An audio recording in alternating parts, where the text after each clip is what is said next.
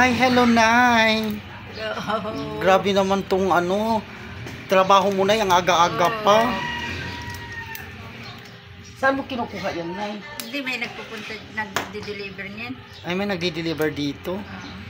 Per kilo yan siya or ano? Yung sako kikiluhin.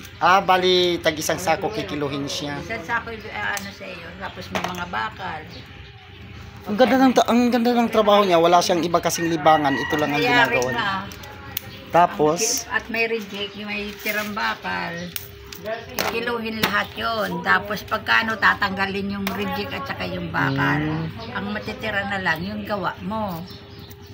kaya tingnan mo mga langga. Yan ang mga pinang sipit.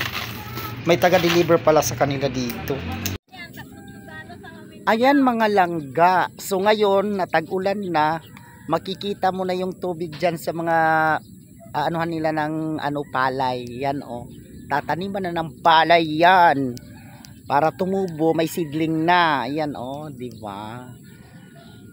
Sagana na naman ang tubig dito mga langga. Kaya nagready na naman ang mga magtatanim ng palay, di ba? Ores, ganda ng view mga langga. Yan, di ba?